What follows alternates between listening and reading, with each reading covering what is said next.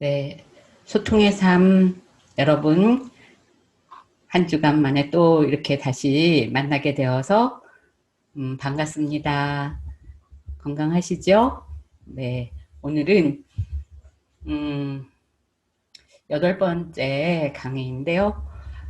그 그동안은 공감하기라든가 소통에서 이해하기라든가 상대방을 이제 그런 것까지 우리가 진도가 왔는데 그 다음으로 가기 전에 제가 이제 전에 한 번 얘기했는데, 우리 소통에서, 아무리 여러 가지를, 공부한다 해도, 이런 상황에 있으면 소통에 어려움이 생기고 문제가 생긴다. 그래서 그러한 상황이 어떤 것일까? 그런 것들을 염두에 이제 두는 것을 우리가 공부하는 것이 필요한 것 같아요. 음, 우리가 만나서 교회에서 이제 하다 보면 이렇게 많은 내용을 에, 하기는 쉽지는 않은 것 같았어요. 서로 얘기를 이제 하다 보면 하나의 주제를 갖고 몇 시간씩도 가고 그랬기 때문에, 근데 이번에는 보니까 뭐 저 혼자만 이렇게 강의를 하니까 너무 진도가 계획대로 잘 나가고, 또 이제 이 사이에 제가 생각만 했던 것도 또 이렇게 넣을 수 있는 것 같아서 저는 참 뿌듯한데요.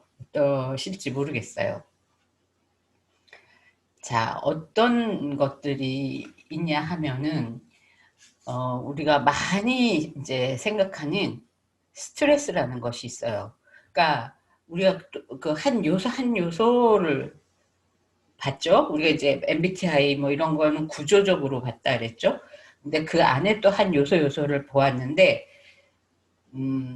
이 또 환경적인 것과 또 사람의 어떤 타고나면서 기질적으로 약간 편향되게 변화되어지는 성향을 갖고 있는 경우, 이런 경우는 우리가 그냥 일상적인 소통 갖고는 도저히 이해도 안 되고 서로 힘든 경우가 있어요. 예를 들면 이제 우울증 같은 거, 그거는 자기도 모르게 나는 우울증 성향을 갖고 있는 사람도 있고 또 발병을 해서 앓고 있는 사람도 있어요. 그런데 그런 사람들은 생각조차도 약간 편향이 되어 있어요. 부정적으로라든가 우울하게라든가 무기력하게라든가. 그러면 그런 성향대로 이제 대화를 하게 되기 때문에 상대방은 걱정도 되고 힘들죠, 대화하기가. 이제 그런 것들을 조금만 더 우리가 살펴본다면 어, 이제 우리가 이해가 될 것 같아요. 훨씬 더 원활한 소통을 할 수 있을 것 같아요. 자,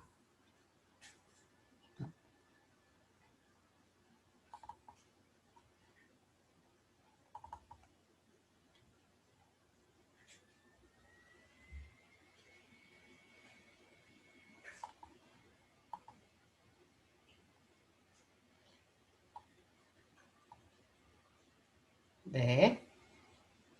자, 소통을 방해하는 것들이에요. 그래서 오늘 시간이 되는 만큼 하고 또 뭐 다음번에 해도 될 것 같아요. 우선 스트레스는 어, 외부 환경으로부터 오는 어떤 요구나 변화에 대응할 때 우리에게 발생하는 긴장이나 불안이라는 로 정의했어요. 그래서 여기 보면 항상 스트레스는 어떤 요소를 갖고 있어요. 원인을. 그 다음에 스트레스 반응, 우리 안에 나타나는 어떤 반응, 뭐 머리가 아프다든가 뭐 여러 가지 반응이 나타나죠. 근데 그 사이에 필터라는 게 있는데, 스트레스 요인들이 바로 반응으로 오지 않아요. 뭔가 우리는 그 사이에서 노력하고 애쓰는 것이 있어요. 그 스트레스 어떤 요인에 대항해서 애쓰는 그런 것들이 있는 상황이죠. 근데 반응이 나타나고, 그러고 나면 전반적으로 우리가 어떻게 되죠? 전체적으로 다소 약화되겠죠. 그런 상황에 있는 것을 우리가 알 필요가 있다. 그래서 이 오도넬이라는 미국 이제 심리학자 부부가 다 심리학자들인데 이분들이 이제 스트레스에 대한 특히 이제 탐락권, 문화권에 있는 탐락권에 있는 어떤 스트레스에 대해서 연구를 많이 한 사람들이 우리가 누구나 다 이 10가지 상황 속에 있으면 스트레스를 받는다라고 해서 이렇게 해놓은 것이 있어요. 우선 여기 보면 2개의 C와 H 2개, O, P 2개, S 2개 이렇게 영어로 되어 있어서 춥스 그러면 스트레스 그 요인들이 다 우리가 외워지거나 기억이 될 수가 있어요. 컬처 같은 거는 우리가 익숙치 않은 방법으로 우리의 필요를 채워지게 되는 것. 뭐 예를 들어서 입학을 했다거나 새로운 학교에 들어가야 되는 상황 그렇게 놓여 있다거나 뭐 이사를 했다거나 어떤 상황이 바뀌는 것 바뀌어서 뭐 예를 들면 또 젊은 부부 같으면 아기가 태어났다거나 직장에 새롭게 들어갔다거나 어떤 새로운 상황 속에 들어갔을 때 우리 그런 일로 인해서 어떨까요? 스트레스가 축 생겨서 우리의 전반적인 상태가 낮아져 있겠죠. 그러니까 충분한 인내력과 뭐 충분히 우리를 감내할 수 있는 그런 우리의 상태가 아닌 것이죠. 그 다음 크라이시스. 두 번째는 크라이시스는 위기 상황을 말해요. 그래서 예기치 못한 일이 발생했다. 뭐 자연재해, 뭐 지난번처럼 어떤 집들이 그 태풍으로 인해서 뭐 부산 지역 어느 지역은 막 집들이 무너지고 막 그랬어요. 그런 자연재해가 일어났다거나 지금처럼 생각지도 못하게 이제 코로나 시대로 인해서 뭐 부모님들이 계시는데 명절에 가족들이 만나볼 수도 없는 지금 정말 살다가 이런 일이 처음이다 이런 얘기 너무들 많이 하시잖아요. 명절에 서로 만날 수도 없는 부모 그 할머니 할아버지들께서 얘기도 하고 말이죠.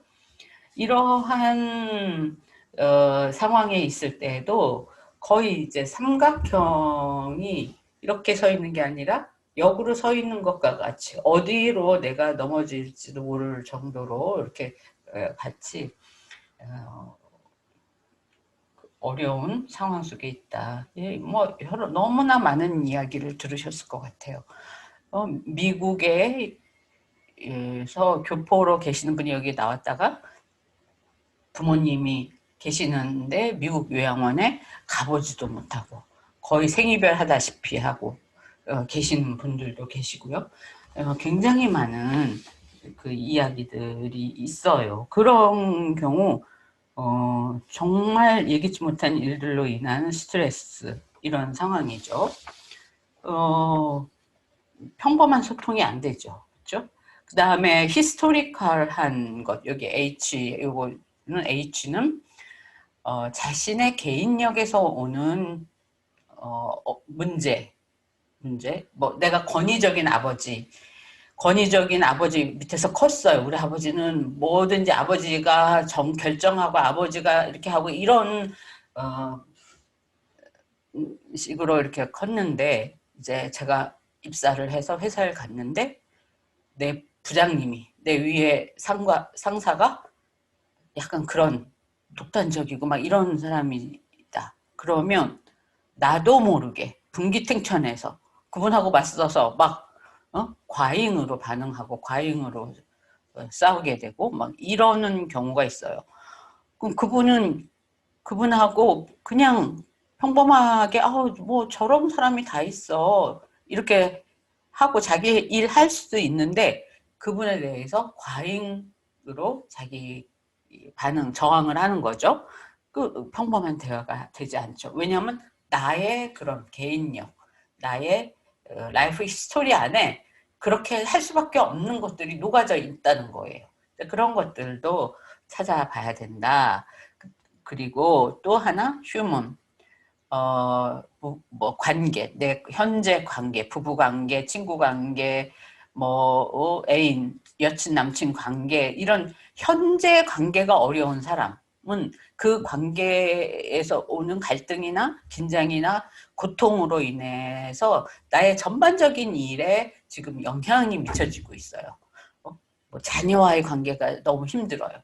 그러면 그 일로 인해서 항상 긴장되고 마음이 힘들죠.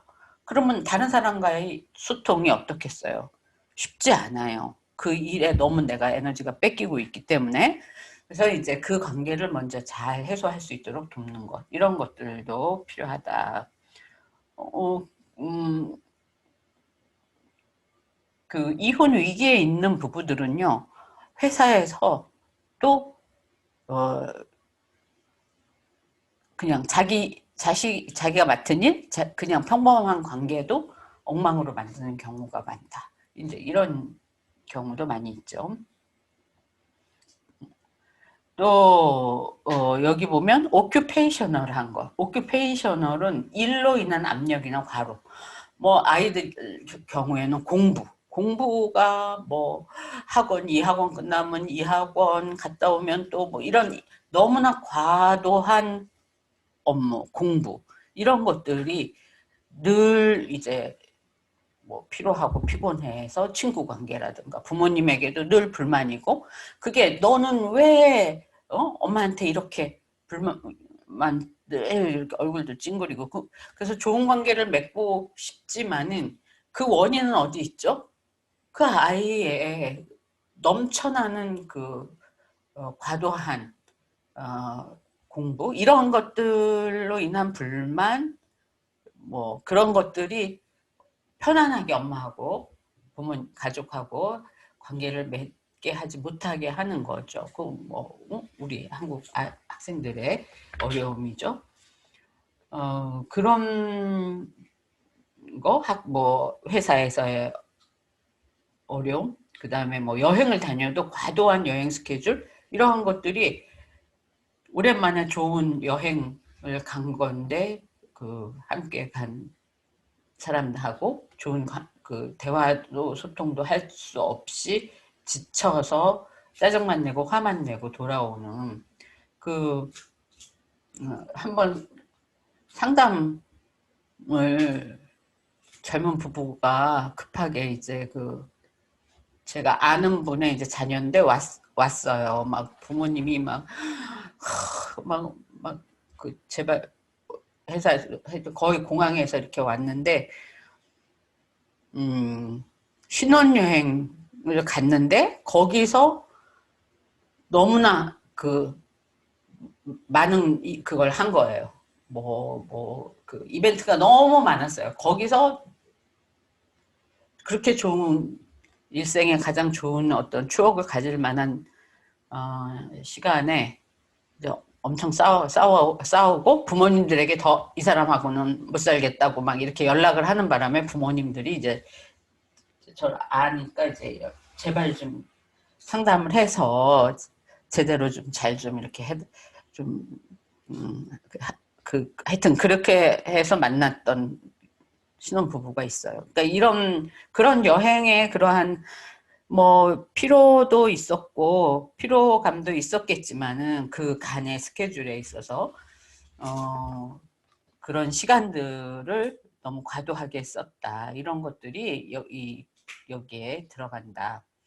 자, 이제 오가나이제이션을 이런 게 다 들어가고 그 다음에 이제 이거는 뭐죠? 피지컬, 건강 상태, 뭐 당연하겠죠. 건강 상태, 사이컬러지컬, 심리적 상태, 정서적 상태. 우리가 조금 이따가 이제 보겠지만은 자존감이라든가 이런 것들이 우리에게 별도로 떼어서 볼 수 있도록 하겠어요. 어떤 습관, 원치 않는 습관이라든가 뭐 분노 감정을 어떻게 제대로 관리할 수 없는 그런 것들이 관계, 소통, 이런 거에 영향을 미치게 되죠. 그다음에 여기에 보면 스피리추얼한 것, 여기 영적인 것도 어때요? 소통. 영적인 것. 교회를 다니다 안 다니고 뭐 이렇게 우리의 영적인 상태, 영적인 것도 우리의 건강만큼이나 항상 있는 거예요. 우리가 의식하던 없던. 그래서 내 영적 상태가 어떻다. 이러고 말하기 전에 이미 우리는 영적인 거예요. 근데 그러한 영적으로 뭐 교회를 다니다가 못 다니게 됐다거나 뭐 못 다니다가 다니게 됐다. 이러한 것들이 우리의 관계에 이제 영향을 끼친다. 그 다음에 서포트. 얼마나 내가 서포트, 지원, 지지를 받고 있느냐, 지지가 없느냐. 내 주위에 나를 지지하는 사람이나 아니면은 이제 그게 심리적 지지도 있지만은 재정적 지원, 지지 이런 것들 또 포함되어서 우리의 관계에 영향을 미친다. 이렇게 생각하면 좋을 것 같아요. 그래서 단순한 게 아니에요. 오늘도 아까 이제 전화를 좀 받았는데, 뭐, 우리, 이제, 왜 이럴까요? 이렇게 이야기를 해서 단순하게 그건 요거예요 라고 말을 할 수가 없는 거죠. 이러한 것들이 이렇게 다 복합적으로 이렇게 되어서 이런 문제, 또 뭐 이런 어려움을 사람들과의 관계에서 나타낸다. 그러니까 상담을 오던가 우리가 서로 관계에서 어려움을 나타낼 때, 그게 서로에게 영향을 제일 먼저는 가족에게인 것 같아요. 가족에게 영향을 미치고 어려움, 갈등, 긴장을 초래할 때 관심을 갖게, 뭐 그래서 관심을 갖는 게 아니라 서로 관심을 주어서 그 문제를 해결하도록 노력하고, 그다음에 지인들, 친구 뭐 이렇게 나가는 것 같아요. 그래서 딱 그 문제 하나, 뭐 하나 때문에 그런 행동을 하는 게 아니다. 그 전체를 맥락을 봐야 된다. 그 맥락이 여기에 나와 있는 이런 것들이 어떻게 어우러져 있나 살펴보는 거, 그게 이제 도움이 된다고 볼 수 있습니다. 그래서 자기의 존중감 앞에 나왔는데, 심리적 요소에서 이게 그 중에 하나가 자기가 자존감이 낮다, 높다 이렇게 사람들이 잘 얘기하잖아요. 그게 어떤 사람들은 거절감, 누가 나를 거절하냐 안 하냐에 좀 더 민감한 사람이 있는데, 뭐 나하고 뭘 나한테 뭘 줄 때 나한테는 안 줬다라든가, 왕따라는 것도 있잖아요. 왕따도 적극적으로 왕따를 당하는 경우도 있지만은 그런 거에 민감할 경우 그 사람이 이제 그걸로 하나의 놀림이 되는 경우가 있죠. 거절에 대해서. 그래서 거기에 대해서 불안하게 되면 다른 사람들과 부정적인 관계를 갖게 되고, 또 타인으로부터 실제적인 거절을 경험하게 되고, 이러한 것들이 이렇게 자꾸 역으로 자꾸 이렇게 이제 도는 것을 보는데, 이것을 어느 한 고리를 저희가 이제 끊어주는 거죠. 그럼 불안에 불과하다라든가, 그 어떤 부정적 관계를 우리가 한번 끊어보자라든가, 이런 것들을 한번 경험을 하고 나면은 이 역순환을 약간 완화시킬 수 있는 요소가 되기도 해요. 그래서 이런 것들을 통해서 우리가 이제 우리가 서로 이렇게 관계를 맺고 소통을 할 때에도 이것이 저 사람은 왜 저러지? 이러한 것을 느끼게 되는, 그리고 답답하게 되는 그런 요인으로 자꾸 작용을 하기 때문에 우리가 살펴봐야 된다. 이렇게 할 수 있습니다. 그리고 또 자기 존중감이 결여되었을 때 뭘 보고 알 수 있을까요? 이렇게 할 때 이런 것들이 하나의 증상으로 나타내는 거예요. 그러니까 어떤 사람은 너무나 허풍이나 과장, 너무 자기 자신에 대해서나 뭐 자기가 한 일에 대해서 한 5 정도 했는데 한 7, 8 정도로 얘기를 해요. 과장되게. 그러면 듣는 사람들이 굉장히 불편하죠. 마음이. 그럼 그 사람하고 어떻게 뭐 집에 가족들 경우에는 아유 또 저런다 뭐 이렇게 하게 되잖아요. 그러니까 그러한 것들도 마음에 이제 자기 존중감이 결여되었다라고 저희는 보는 거예요. 그래서 이거 하나만 고쳐지는 게 아니라 아까처럼 그런 것들을 역순환되는 거를 고리를 끊어준다. 그다음에 남 헐뜯기를 잘한다. 그냥 그런가 보다. 본인의 문제니까. 누군가를 헐뜯어서 그 사람이 힘들게 되는 것도 있지만은 헐뜯는 그 사람이 문제다. 존중감의 결여. 그다음에 자기 합리화를 잘한다. 완벽주의. 이 완벽주의 주변에 있는 사람은 너무나도 고달프고 힘들죠. 뭘 해놔도 이 완벽주의적인 사람에게는 만족되어지지 않아요. 뭐 60 정도 했을 때 이제 완벽주의 부모님이나 뭐 완벽주의 선생님이나 교수님이나 이런 분들은 70을 요구하죠. 그럼 내가 70을 하면 칭찬을 받냐? 인정을 받냐? 그렇지 않아요. 그 다음을 요구해요. 심지어 90을 하더라도 95가 안 됐기 때문에 그건 만족이 안 되는 거예요. 인정이 안 되는 거예요. 이제 이렇게 주위에 있는 사람들이 그리고 그냥 단순히 이제 괜찮다가 아니라 그렇게 못했기 때문에 나는 화를 내도 돼 이렇게 되는 거예요. 그래서 완벽주의적인 사람들은 자기 기준에 못 미치는 사람에게는 매우 매몰차게 또 매우 다혈질적으로 해도 된다는 어떤 그런 걸 얻었다고 생각을 할 수 있죠. 근데 그게 이제 주변 사람 너무 괴로운데 문제는 그 사람에게 있는 거예요. 그 완벽주의적인 사람에게 이 경우도 이제 잘 쉽지는 않죠. 관계를 하는 거 이런 분들과 소통하는 게 이것도 일단은 우리가 인지적으로 이해하는 것부터 시작을 하는 거예요. 아, 내가 틀린 게 아니라 저분이 문제야. 이렇게 시작하는 거죠. 또 반대로 완벽주의의 반대로 너무 수줍음이 많은 분들 오히려 자기가 다 한 것도 드러내지를 못하는 이 경우도 굉장히 어려워요. 그렇죠? 그다음에 자기 평가를 평가절하 자기 평가절하를 하는 분들이나 잘 했는데도 너무 미안해하고 죄송해하고 막 그거 어떻게 해줘야 할지 모르는 거죠. 그 경우에도 그다음에 수능을 하는데 방어적 수능을 해요. 더 이상 나에게 말할 수 없게끔 하는 거죠. 그다음에 절대적으로 좋은 사람 되기. 이런 경우는 어떻게 하는 거죠? 절대적으로 좋은 사람 되기. 노를 안 하는 거예요. 노를 안 하는 거. 절대 아니다. 싫다. 이렇게 하지 않는 거죠. 그럼 어떻게 되죠? 나중에 몸이 아픈 거예요. 쓰러지는 거죠. 그러니까 잘 아파요. 좋은 사람들은.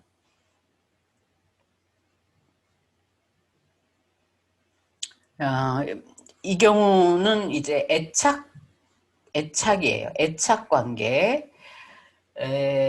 또 뭐 이 애착만 갖고도 거의 한 학기를 해야 할 정도의 분량이지만은 그 애착이라는 거는 우리가 병아리 오리를 더 예를 잘 드는데 오리가 이렇게 깨어났을 때 아래서 딱 깨어났을 때 그때 처음 본 그게 누구예요? 오리 엄마. 오리가 이렇게 있으면 그 오리를 쫓아다니기 시작하는 거죠. 엄마 오리를 쫓아다니면서 뭐든지 그 엄마가 하는 대로 하고 먹는 걸 먹고 이렇게 다님으로써 이제 잠깐만.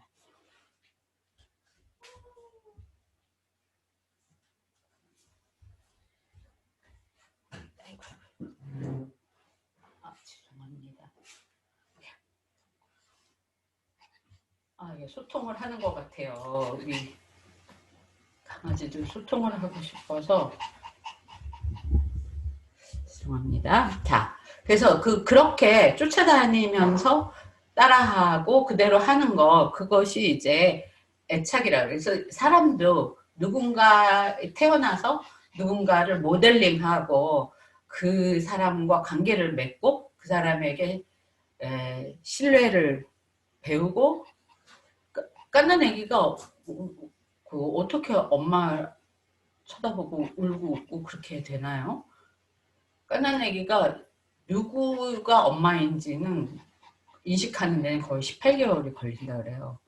근데 그 엄마가 끊임없이 우유, 젖도 주고 기저귀도 갈아주고 이렇게 스킨십 하면서, 이 사람은 내가 평생 붙어 있어야 되겠다, 이런 이제 인식이 생기는 거죠. 그러면서 거기에서 그 사람에 대한, 관계에 대한 안정감, 이런 것들을 느끼면서 이제 관계 맺기, 이런 것들이 되고, 그걸 애착이라고도 하게 되는데, 그것이 그렇게 막 24시간 붙어 있어야만 생기는가.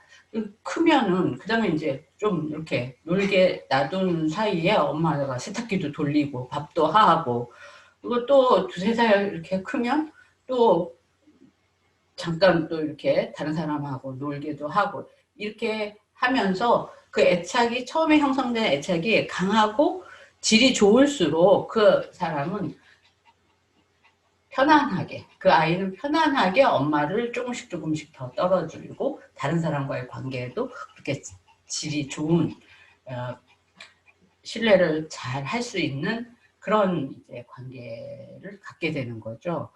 그런 것들, 그런 것을 이제 얘기하는 애착이에요. 근데 그런 애착을 형성해 보지 못하는 경우도 있어요. 아기가 그 엄마가 뭐 어려운 상황에 놓여 있다거나 제대로 기를 수 없는 그런 그 시간대에 한 2, 3년 사이에, 그런 경우는 그 사람이 그런 애착 형성이라는 것을 경험하지 못하여서 그런 애착을 커서도 그런 걸 갈구하고, 뭐 누군가에게 사람을 만나면 어느 정도로 그 사람과 가까워져야 되는지를 모르고 이제 그런 경우가 있다, 이렇게 얘기를 하거든요. 그래서 그런 종류의, 그러니까 어떤 저항 애착이나 혼란 애착, 뭐 회피성 애착이나 이런 것들을 여기에서 이제 그 이야기, 이런 것들을 대인관계나 우리 소통에서 이야기하고 있다. 그래서 이제 우리가 애착을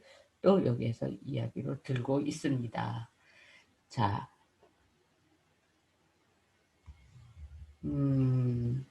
그래서 지금 얘기한 이러한 경우들이 우리가 아까 지난 시간에 한 대로 공감하기를 했는데, 그 공감하기로 이렇게 했는데 잘 안 돼요.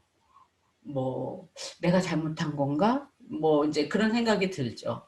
또 이해하려 그러고 그 사람과 소통하려고 애를 쓰는데 전혀 이 상황이 안 맞거나 이런 경우가 많이 있죠. 더 많이 있죠. 그러니까 오히려 저는 좋은 친구를 갖고 또 부모님과 어느 정도 대화가 되고 소통이 되고 자녀들과 소통이 되고 이러는 것이 더 기적 같아요. 왜냐하면 이제 이렇게 공부도 하고 또 상담실에서도 이렇게 만나고 이러다 보면 세상에, 나 이렇게 소통하는 게 어렵구나. 뭐 이제 그런 경우들과 이제 문헌들을 너무 많이 보다 보면 이제 그냥 이렇게 평범하게 살아가는 그런 것들이 더 기적같이 보일 때가 참 많거든요. 그리고 그게 한번 이렇게 삐끗되거나 잘 안 됐을 때 원상태로 돌아오는 데 드는 에너지와 시간과 얼마나 그게 많이 드는지 몰라요. 그래서 정말 일상이 축복이다. 일상에서 우리가 그냥 조금 티격태격하고 하지만 그래도 뭐 이렇게 서로 부르면 돌아볼 수 있는 정도? 그건 진짜 놀라운 축복이다. 이제 그런 생각을 이제 하게 돼요. 하다 보면. 그래서 오늘은 이제 정말 그게 불러도 잘 돌아봐지지 않는 경우가 꽤 있다. 뭐 그게 사회에서도 그렇고 뭐 사람이 모인 곳에서 또 가정에서도 얼마든지 뭐 그리고 결혼해서도 결혼한 이제 그쪽 가족들 이제 저쪽 가족들 이쪽 가족들도 그런 경우가 굉장히 많이 있다. 그래서 그걸 너무 이상하게 생각하지 말고 아 이런 경우를 이렇게나 많이 연구를 해놓았구나. 또 그런 경우에는 또 이렇게 해야 되는 방법들이 다 있구나. 이렇게 생각을 하시고 그것에 정말 뭐 정말 기도하면서 지혜를 구하고 하나님의 도우심을 하되 또 이런 하나님께서 주신 이런 학문 또 일반 지혜들을 충분히 이제 사용하시는 것 그런 것들이 이제 목표이기도 합니다. 그래서 건강한 소통이 안 되는 경우는 여기 이제 거절에 대한 두려움 이게 크게 나와 있죠. 늘. 그다음에 변화에 대한 회피. 변화를 시도하는 것에 있어서 변화라는 것은 늘 우리에게 오는데 그것에 대한 나이가 드실수록 또 그렇고 아까처럼 어떤 제가 이제 오늘 어느 정도 벌써 시간이 되어서 다룰 수 있을지 모르지만은 그런 이렇게 편향된 기질로 내가 이렇게 누구든지 이렇게 가져져 있을 때는 이미 거기에 방어를 자꾸 이렇게 하게 되기 때문에 이제 회피처럼 보이게 되는 거죠. 그다음에 이제 상대방에 대해서도 과소평가하고 이런 마음들이 깔려 있을 때는 그럼 이런 경우 그럼 그런 사람하고 어떻게 대화를 할까요? 그러니까 상대방이 한 5 정도로 나는 당신을 그렇게 보고 있어.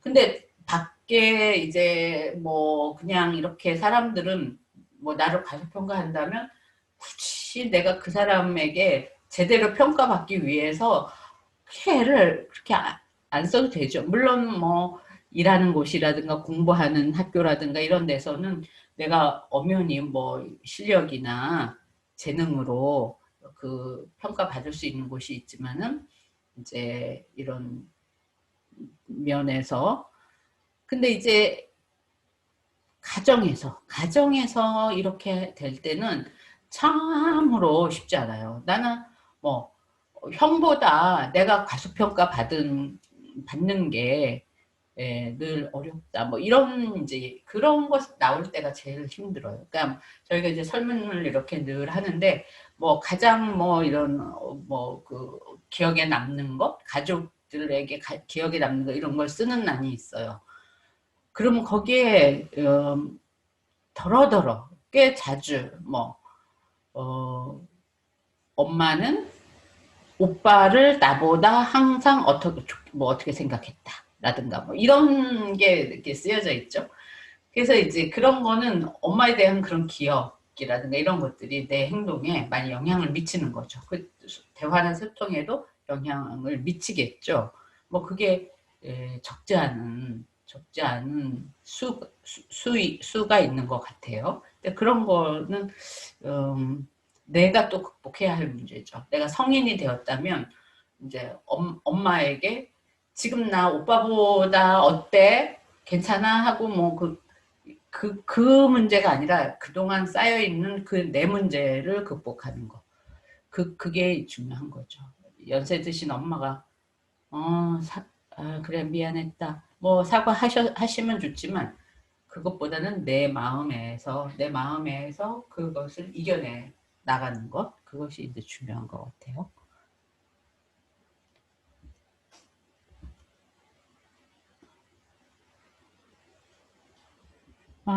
여기도 똑같이 나오네요. 회유, 비난, 타인을 계산해서 생각하고 혼란을. 그러니까 구조적으로 볼 때 이렇다는 거예요. 이 이론의 사람들은 또 이렇게 사람들을 좀 구조화하는 거예요.